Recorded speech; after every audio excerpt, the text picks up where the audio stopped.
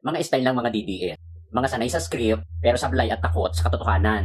Ang pag-uusapan natin ngayon is about dito. Kay Chis Escudero, kay Sara Duterte, at kay Martin Romualdez. Pagdating kasi sa mga issue, sa mga issue ni Chis Escudero at issue ni Sara Duterte, na magkaalyado naman talaga ang mga DDS bulag.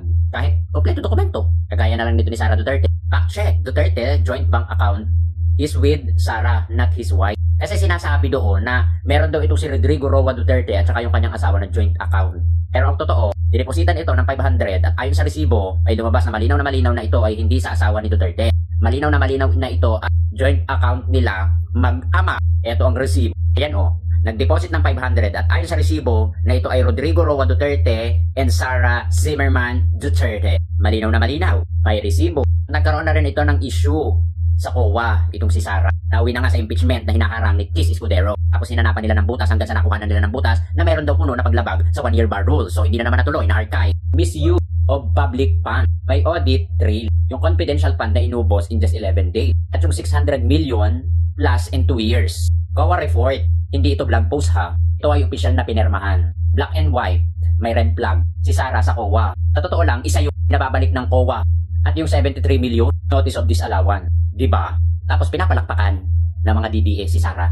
Kagaling. Dumako naman tayo kay Chis Escudero. Palamang panis. May mga resibo din. Pero hindi basta-basta nakukulong. Kung ordinary yung tao ito, 24 oras pa lang kulong na.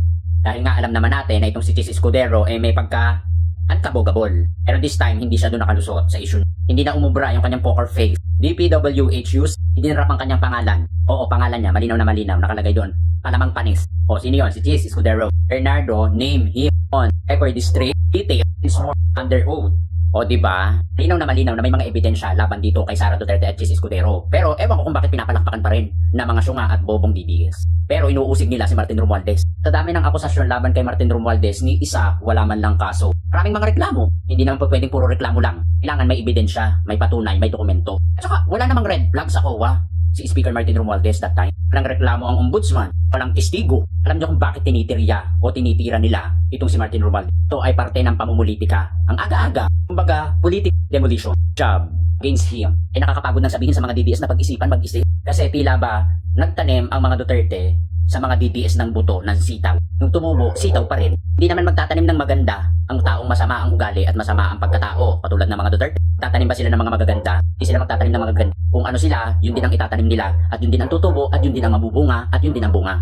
Get? Hindi nyo na gets. Lalo-lalo na mga DDS. Ganito lang yan. Ang santol ay hindi bubunga ng bayabas. Ang santol, pag itinanim mo, santol pa rin ang bunga. Kaya kayo ang itinanim ng mga Duterte, mga 80-80. Di syempre, kayo yung mga bunga, 80-80 din. Katantanan nyo ako. Tagan nyo na lamang kami ng mga nagawa ng inyong sinusuportahan. Pasinungalingan nyo yung mga red flag ng inyong mga sinusuportahan. So, yung keep safe and God bless, no? Ang sinungaling ay mananatiling sinungaling, lalo na kung wala kang hawak na ebidensya para patutuhan ang kung anuman ang iyong akusasyon.